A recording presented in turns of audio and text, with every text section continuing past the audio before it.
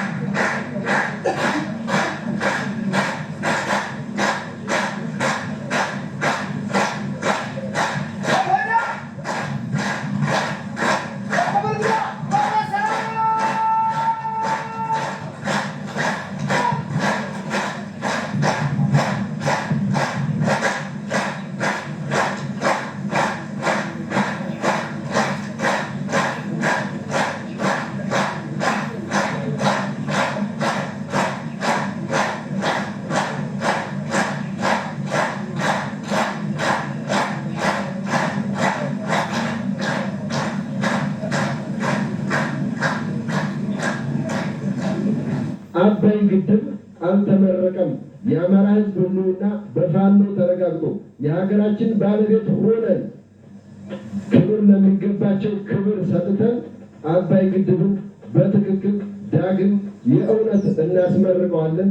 ይህንን ደግሞ የምናደርገው ድል ስናደርግ፣ ስናሸንፍ፣ የህዝባችንን ህልውና ስናረጋግጥ፣ የሀገራችን ኢትዮጵያ ባለቤት ስንሆን ነው። የፖለቲካ ጥያቄያችን በሰላም አይመለስ ስላለ በሰላም ያልተመለሰውን ጥያቄያችንን በአፈሙዝ የፖለቲካ የትጥቅ ትግል ይዘን ከዛሬ አድርሰነዋል።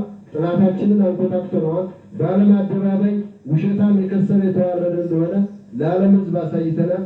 ዘር ማጥፋት እየተፈጸመብን እንደሆነ በዓለም አደባባይ አሳይተናል። ሰው ገለው ሰው አልገደልንም ብለውናል ጠላቶቻችን። እንጀትህን እንደተባለው በ90 ጥይትና በ4 ቦምብ ጠበቅ አድርገህ አስረህ ከዛሬ ያደረስከውን ትግልን ጸንተህ ስደት ሳይበግርህ